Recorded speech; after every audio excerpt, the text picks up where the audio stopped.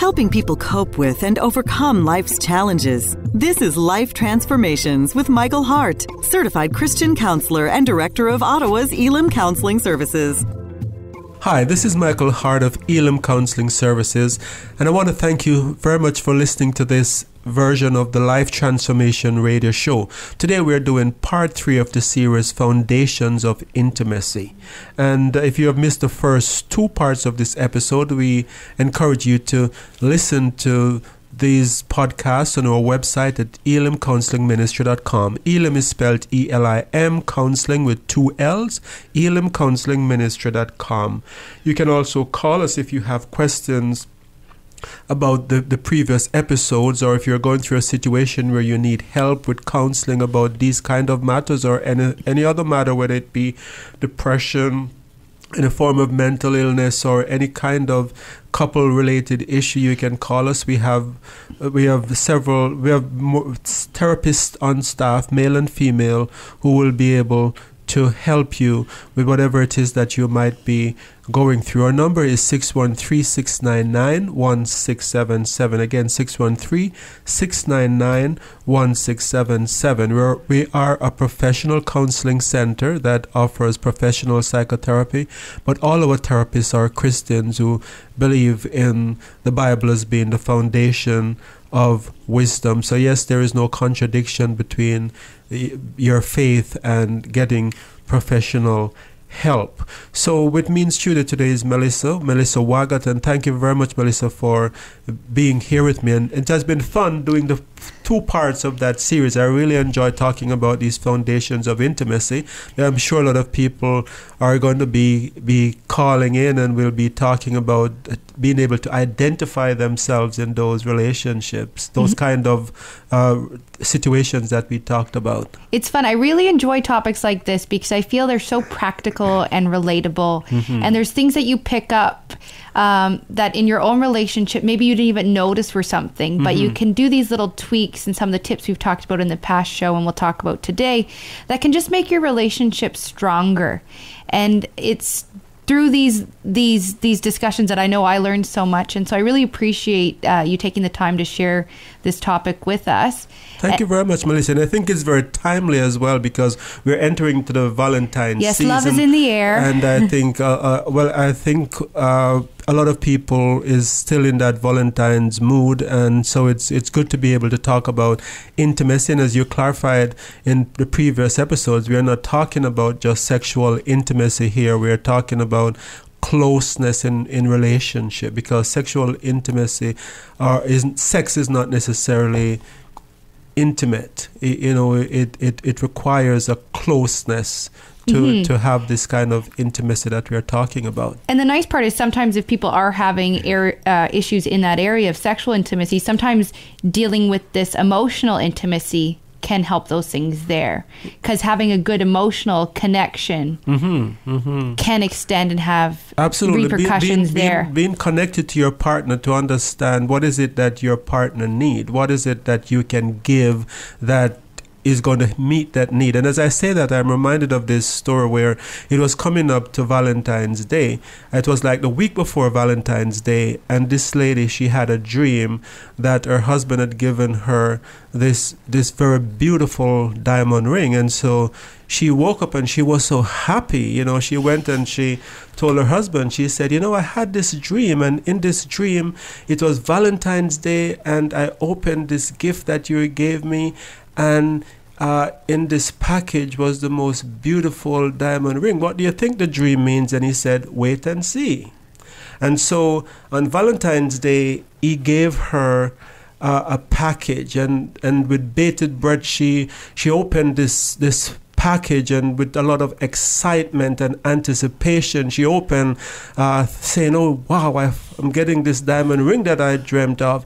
And when she opened the package, to her disappointment, she saw a book entitled How to Interpret Dreams. So a little lack of understanding. Lack of understanding of what was really needed in that situation, and a missed opportunity to connect on an intimate level. Well, I hope for the listeners' sake out there, no one's getting books unless you're a very avid reader, and that all your dreams come true. Yeah, this when you're Valentine's expecting Day. a diamond ring, a book doesn't really cut it. Yeah, right? I guess So- at least it wasn't a ring pop or a candy or something, or vacuum cleaner. That's always a really great romantic gift. So we ended up last show speaking about mutuality, and we ran a little bit at a time when we were discussing how people can address issues in this area if they're experiencing it in their relationship. So before we get into the topics today, I thought we could just spend a brief moment talking about how people, if they've identified they have a lack of mutuality or that give and take in the relationship. The interdependence. The interdependence. as What we can they said. do? Right. So just to do a brief recap just on this one point. So like we talked about where people who have this lack of ability to be interdependent on others, they either come from household where they were a parentified child, they took on too much relationship in life too early, and so it's hard to relate in a position of equality with others. They see themselves as being responsible for, and they tend to act as if they're supervising or taking care of their spouse. And then we see the opposite, where a person who has had everything done for them can develop this inability for interdependence or mutuality, where this person can feel as if they're not capable because they have been so spoiled. They had everything handed to them as a child. So we said also that when that happens, a person's view of the world can be affected. If you have a person that is always taking care of others, then you might feel as if your worldview could say, I don't need others. People are indifferent. I have to take care of others. Or if you're on the other extreme where you feel as if you are incapable, it could be that people are superior to me. People are more capable than I am. And then we talked about also the core belief about self. If you're the superior person, the core belief about self could be, I don't need others, right? I have to take care of everything myself. Or it could be the opposite. If you're incapable, well, I need others to do everything for me because I'm incapable. So you asked me about the relationship. How does that impact on relationships if you're in a romantic relationship? So if a person is in a romantic relationship with others, and they are the parentified child who doesn't know how to interact from a position of equality with their peers, then you're always going to feel as if this person is acting superior, acting as if they're better, acting as if they know more, acting as if they're teaching you and telling you what to do instead of having a mutual discussion. And these people don't do this intentionally. It just comes from how they were reared as a child, or their experiences in early childhood. They come across with this superior air where they know better in everything than you. So even when you're discussing something, the tone is one of, you should listen to me because I know better. So it's like that older sister who is in charge of the little ones again, telling them what to do. So you can understand, Melissa, how frustrating that would be for a spouse to be going through in an something adult like relationship. That. Yes. And I'm an independent adult. I have a voice too, or Right. I can make this choice, or I'm doing something good. So how do you break that cycle? So if those patterns, usually by the time we see people, these are patterns that have existed for many years. So I think the first part, I think, is for there to be a recognition on both parts that it's not a healthy dynamic. It's usually easier for the person who is going through this, the person who is feeling as if they don't have a voice or they're being spoken down to all the time. They're usually the ones that come in for help first, and then the other person follows after.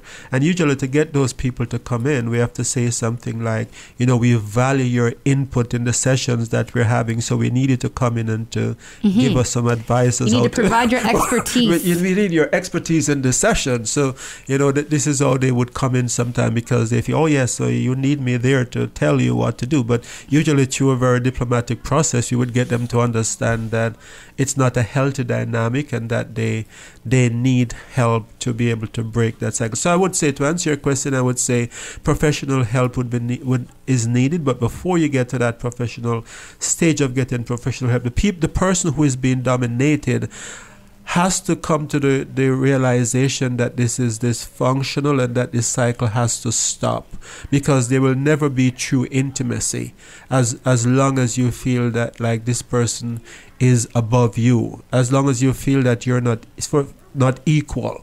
For there to be intimacy in adult relationship, there needs to be true intimacy. And again, we're not talking about sexual intimacy. We are talking about emotional closeness. There need to be the sense that we are equals. Mm-hmm. And so the person who is being dominated need to step up and be assertive and say, this can't be allowed to continue. We need to get help to stop this cycle. I think if we follow the Matthew 18 principles, sometimes it's very, very hard to get the person who is dominating to realize that there is a problem. The funny thing, though, is that usually within the family system, there are others who see that dynamic and realize that, wow, this is weird, the way he talks to her, the way she treats him. So sometimes before that person will agree to coming in, there might need to be some kind of third-party intervention by a respected family friend, a pastor, or someone within the family circle, such as, maybe a parent that is looked up to, maybe can say, yes, we see this problem, and I think there is a need for it to be addressed. And this is usually when the couple will go in for help, either when that happens or the person who has been dominated over and doesn't have a voice get their needs met elsewhere, their emotional and adult needs met elsewhere with someone else by being unfaithful. That's usually the circumstances that they come in. A whole other foundational block that's going to be affected with that. So getting help early and when it's identified, I think, is the key in all these areas, and being humble and, I guess, aware enough that having these issues in your relationship doesn't make you a bad person. It makes you human, and getting help is the key. So the next foundational component that you've listed here for us to discuss is sensitivity. Mm-hmm. And how does having a lack of sensitivity in our relationships cause negative impacts? So if there's not this sensitivity to the needs and the emotions of others, it makes it very difficult to have true intimacy, because the person whose need is not being met, emotional needs are not being met, is not going to feel close. They're going to feel that they're being kept at a distance. And when you feel as if there is a wall, when you feel as if your partner don't really care and is sensitive and attuned to what hurts you, then there is going to be this gulf between you as far as connection is concerned, and it's going to be very hard to have intimacy. So I'm reminded of one situation in which this person was really in a very, very stressful situation. They were going through an illness, and they needed their partner to be sensitive and to take care of them during the time when they were ill. But instead, what they felt is that the person was being annoyed. The person was frustrated with them because they were sick. They felt like they were a nuisance to that person. And so when that happens in a relationship, you feel, I was in a vulnerable situation, I was sick, or I was having your child, and I didn't feel that you were there for me. This creates what is known as an attachment injury, an adult attachment injury, because the other person learns that I am not really safe in this relationship. I can count on you in the future that if I am down, you're going to be there for me. And so that creates a real division, a real thorn in the flesh of this relationship, where people just can't feel connected as long as that is there and it's not dealt with. So what kind of things lead to someone being insensitive in this way? So if a person is from a family or was in a situation as a child where they were neglected, often children who were abandoned by parents were placed in foster homes, and in which they were treated just as a number. They didn't get the love and the attention that they needed. That is one of the extremes. That person can grow up not having that sensitivity to the need of others. I think we learn sensitivity as children from our parents. When we cry, our parents react. When we hurt our toe in the backyard and we come crying to mom and saying, "Mom, I'm in pain," and mom picks you up and hugs you and says it's going to be okay and kiss you, that is sensitivity. If you have a situation where you came to mom and mom said, "You're just a little, why are you acting like a baby? It's not such a big deal. Suck it up. You know, it's just a little bruise. Why you're such a drama queen? Why are you making such a big deal?"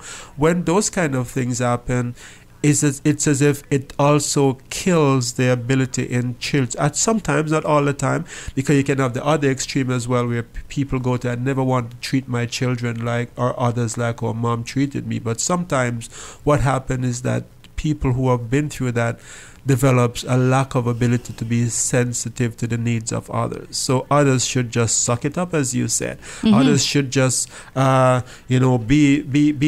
big boy or be a big girl. This is part of life. It's part of life. Yeah, you just got to move on and deal with it, right? Yeah. And so I see then how this can impact how someone views the world.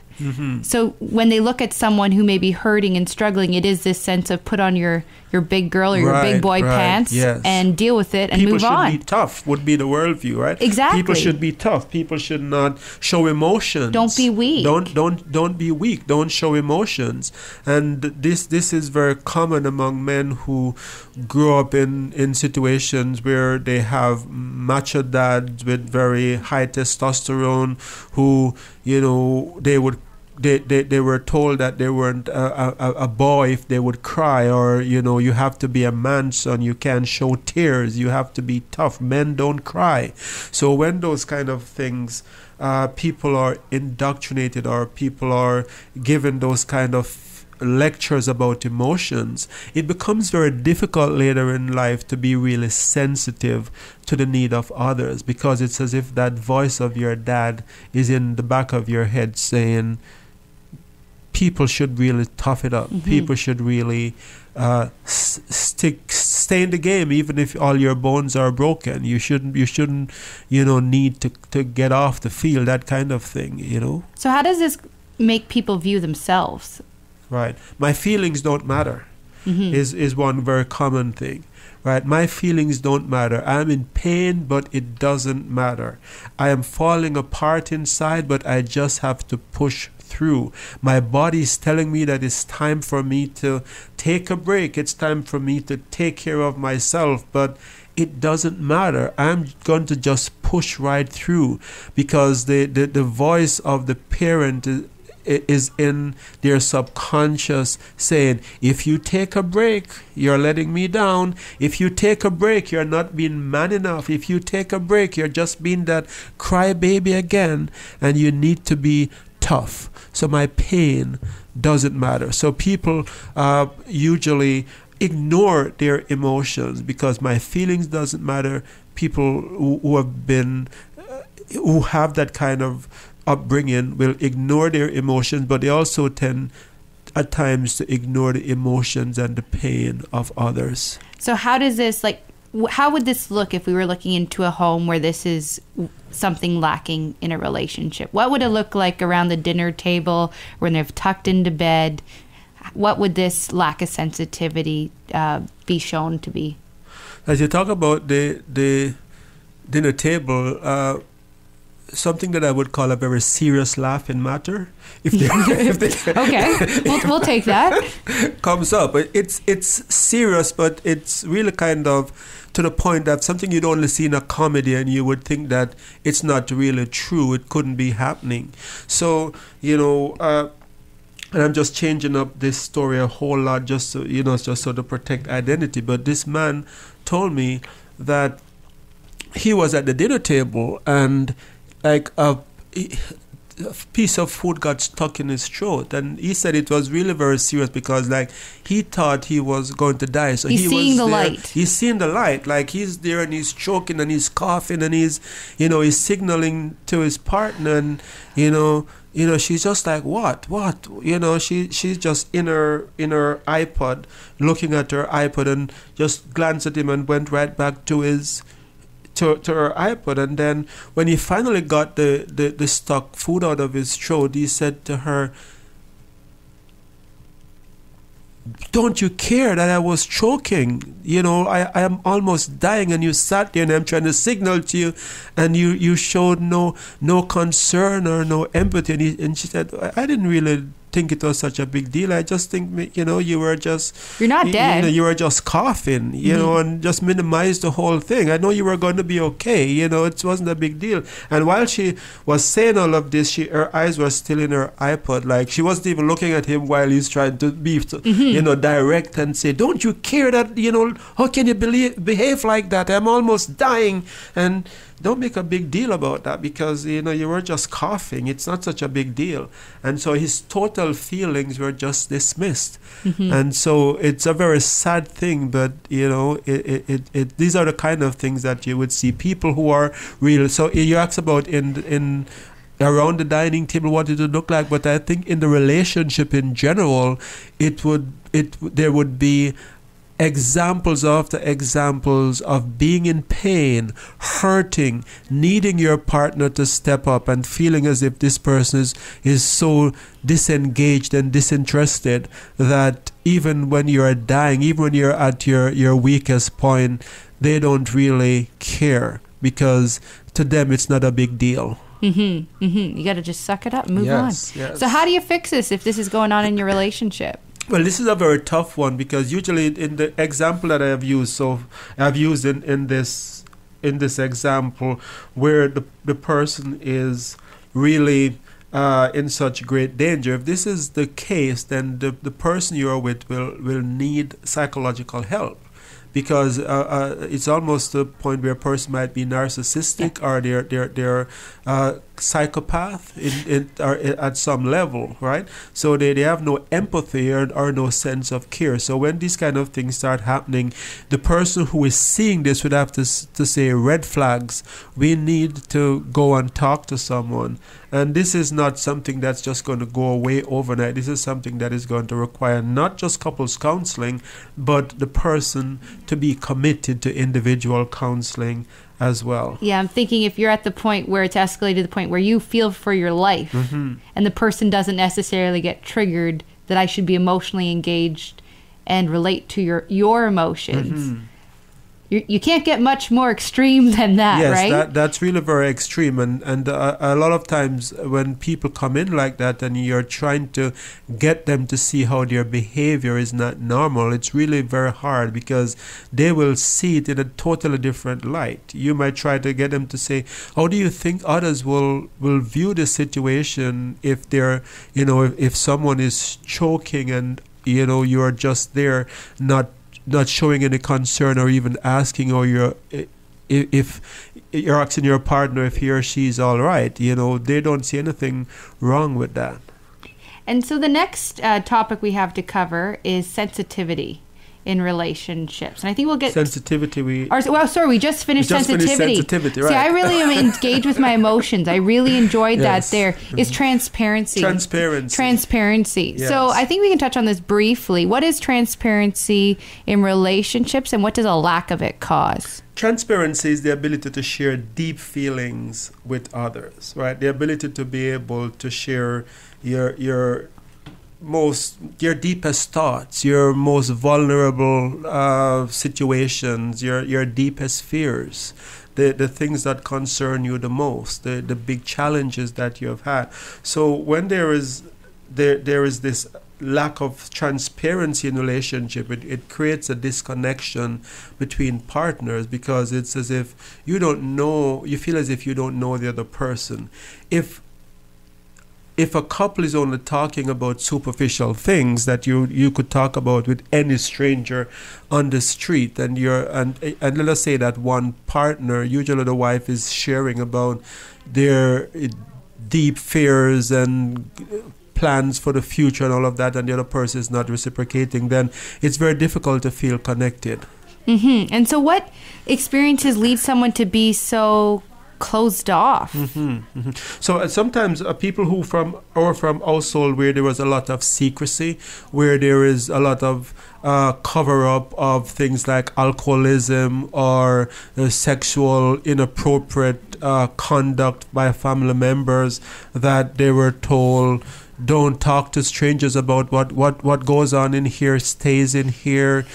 People oftentimes have the worldview that others can't be trusted, and that people should not know what's happening in your life. We should not confide in people. People won't love us if they know who we really are, or what is really going on. So they approach the world from that worldview of secrecy and guardedness. And so it's not surprising that the core belief about self is that others won't like me if they know who I really am. And so there is this fake personality that is put forward, where this sense that everything is okay, I have it all together. And so when this happens, it's very hard to connect. And so relationships become very, very dysfunctional and very, very, very disconnected when that happens. And the last component you have talked about is positive regard for others. What is that, and how does it impact our relationships? This is kind of the flip side of self-worth, right? So having a positive self-worth, it's a necessary foundation, but having a positive view of others or positive regard for others is also important. When a person has the sense that people are dangerous, people are bad, people can't be trusted, then they develop this worldview where it makes them very guarded and very closed off from others. So in their view of self, their view of self is that I have to protect myself from others. I have to remain close because others are incapable, or others are not good enough. Others don't deserve my attention or deserve my love. So sometimes people who are from that kind of mindset enters into relationship where, again, intimacy is a challenge. That you can't go close to that person because they have this kind of feeling that their partner doesn't really measure up, doesn't really deserve all their needs to be met, or doesn't really deserve to invest a lot in because of that. And we're quickly run out of time for today. I wish we could go on more with this topic. There's a bit more we could say about this last point, but if you would like to find out more about that, you can give us a call at 613-699-1677 or visit our website at elimcounselingministry.com. Elim is spelled E-L-I-M, counseling with 2 L's. Until next time, this is your host, Michael Hart of Elim Counseling Services. And Melissa Waggett. Praying that God would bless you in all your relationships and to keep you sound in mind and pure in heart. Thank you very much for listening.